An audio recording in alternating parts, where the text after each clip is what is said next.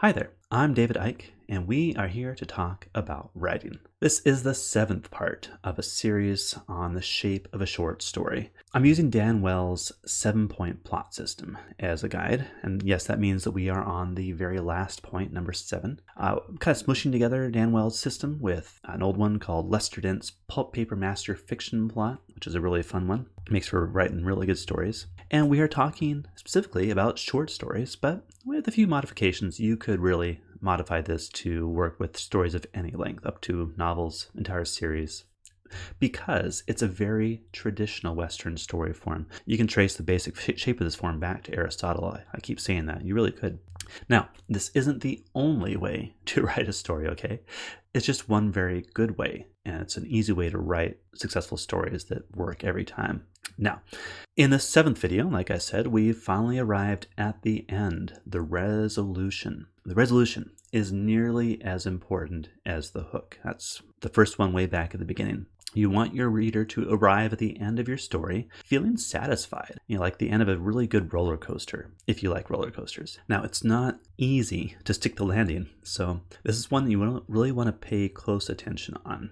So the resolution is the last quarter of your story. So our example, 6,000 word story.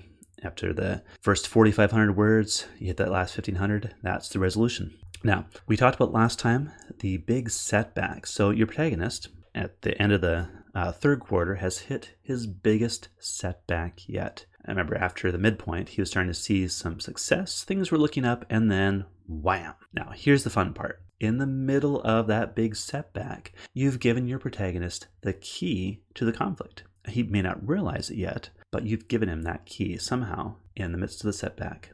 So coming out of the big setback, you want to shovel on all the difficulty and the challenge that you like, because you want to make this the darkest, most violent storm, so that you have that great contrast that when the storm passes and the new day dawns and everything is bright and crisp and clear after the storm has passed, you want that contrast to really sink into your reader, and they're going to have that satisfied feeling like, yeah, that was great.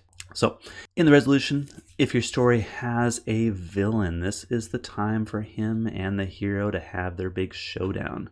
It's a great opportunity for some sort of physical conflict yet again. Every quarter of the story, if you're following Lester Dent's recommendations, and I do, you want to have a physical conflict of some sort. And again, doesn't need to be a fist fight, doesn't need to be people duking it out. It can be really anything where people are just moving around the stage and they're in opposition to each other. Because the story, you need to be focused on the conflict, on what's keeping your protagonist from getting the thing he desires. And physical conflict is a great way to exemplify that central conflict of the story. So get some physical conflict into your resolution. Make it different from the other conflicts of the story. You want to make it bigger than all the previous conflicts, and make sure that the stakes are clear. What is at stake in this conflict? Because this one's for all the marbles. Whether it's against a villain or against some environmental problem, it's a forest fire or a flood or an escaped dinosaur.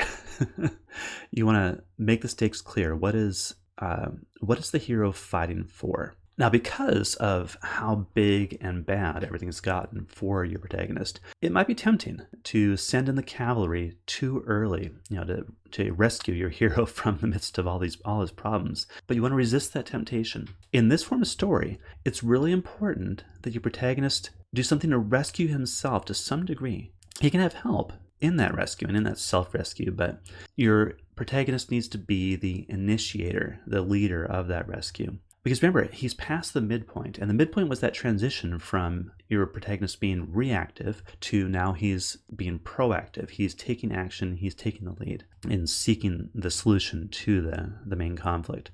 So this is not the time to make him passive again. That's a surefire way to make the ending fall flat for the reader.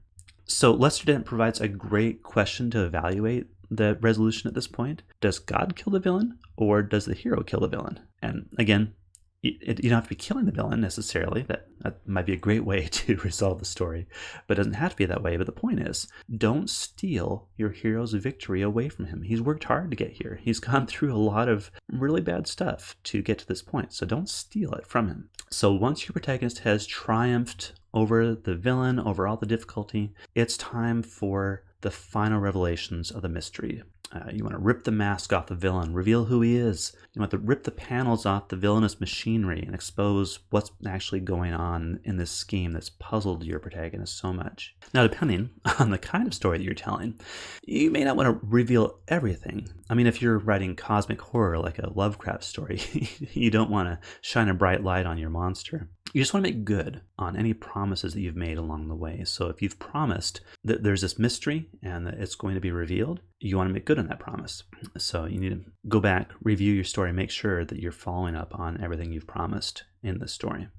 You really want your reader to finish the story with that warm, satisfied feeling. And you know the one I'm talking about, the one that you get after reading a really good story where just oh, that was good. That's the feeling you want your reader to have when he gets to the end of this. So a really good way to kind of help stoke the fires of that warm feeling, you want to end with a good snappy punchline at the end, very last line of the story that just gives that resolution, that final bit of oomph. And it's hard to say how to write it, but you'll know it when you have, because it pulls the whole character and the story together in one pithy line. And it takes time to get that right. Sometimes Dean Wesley Smith recommends that you just keep writing. You write past your ending, and then when you get stuck, go back and look for that ending line, and you'll find it somewhere in what you've written, and then you can just chop off the end of your story and throw the rest away, and that's fine. But sometimes you have to write past the ending to find the right line for the ending of your story. And that's all for the resolution. If you found this helpful, please hit the thumbs up button down there. And in my next video, we're going to take a look at the whole structure one last time. And we're going to just make sure that we reviewed everything, covered everything. So if you don't want to miss that, make sure you hit the subscribe button down there and that little notification bell. Hit that too so that you get notified when that video comes out so you don't miss it. And then finally, I have a question for you. What do you like to see in the end of a story? What gives you that warm, satisfied feeling at the end of a story? Did I miss anything in my telling here? So please let me know down in the comments. I'll look forward to reading those. So until next time, keep writing.